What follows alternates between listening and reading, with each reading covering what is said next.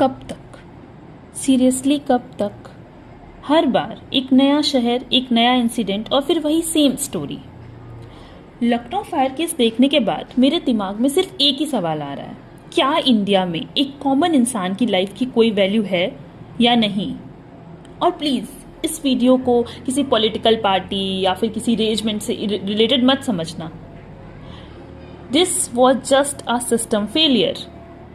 कल लखनऊ में हुआ, उससे पहले दिल्ली में केस हुआ था, उसके पहले नोएडा। शहर बदल जाते हैं, हेडलाइंस बदल जाती है, बट स्टोरी कभी नहीं बदलती। हर बार कोई अपना फ्यूचर बनाने के लिए अपने घर से निकलता है और वापस अपने घर जिंदा नहीं पहुंच पाता। लखनऊ में जो स्टूडेंट्स कोचिंग गए थे, पढ़ने के लिए गए थे, उनके पेरेंट्स ने कितने सपने देखे होंगे। किसी ने फीस भरी होगी, किसी ने हॉस्टल दिलाया होगा। हम सब अपनी लाइफ में कभी ना कभी इस सिचुएशन से, इस टाइम फ्रेम से गुजरते हैं जब हम बहुत बड़े बड़े सपने देखते हैं, हमारे पेरेंट्स हमारे साथ सपने देखते हैं, बट उनको रिटर्न में क्या मिला? अपने बच्चों की डेड बॉडीज। और सबसे दुख की बात यह है कि हम इस पैटर्न के आदी हो चुके हैं। कोई केस हुआ, लोग रेज करते हैं, बहुत ज़्यादा जस्टिस की डिमांड की जाती है, बट उसके बाद धीरे धीरे सब कुछ डाइल्यूट हो जाता है। कमिटीज़ बनाई जाएंगी, इंक्वायरी होगी, कॉम्पेंसेशंस दिए जाएंगे।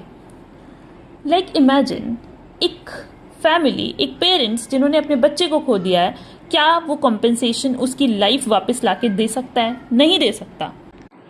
And my simple question is that her bar tragedy के बाद एक्शन क्यों होता है? ट्रेजिडी से पहले क्यों नहीं? फायर सेफ्टी रूल्स पहले क्यों नहीं देखे जाते? 2.5 घंटे तक आग लगी रही, बट वहां पे कोई फायर सेफ्टी नहीं पहुंच पाई। इमरजेंसी एग्जिट्स प्रॉपर्ली मेंटेन नहीं किए गए।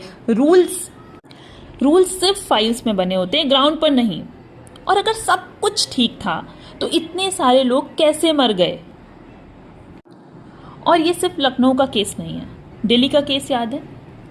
बच्चों की लाइब्रेरी में पानी भरने की वजह से डेथ हो गई। किसी की करंट लगने से डेथ हो जा रही है। इतनी चीप है एक स्टूडेंट की लाइफ इंडिया में। नीट की वजह से कितने बच्चे सुसाइड कर रहे हैं, बट सिस्टम को कुछ लेना देना नहीं है। और फिर नोएडा का केस याद है? 27 ईयर्स का एक सॉफ्टवेयर इंजीनियर जिसने अपनी लाइफ बना ली है एक तरह से, उसको लग रहा है लाइफ में सब कुछ परफेक्ट है। युवराज मेहता, वो ऑफिस से घर जा रहा था, रोड के पास पानी से भरे कंस्ट्रक्शन पिट में उसकी कार गिर जाती है। यहाँ पे कंस्ट्रक्शन का कोई सिंबल तक नहीं लगा था कि यहाँ पे कुछ काम हो रहा है कि वो अपनी कार रोक सके। And the most heart breaking thing is that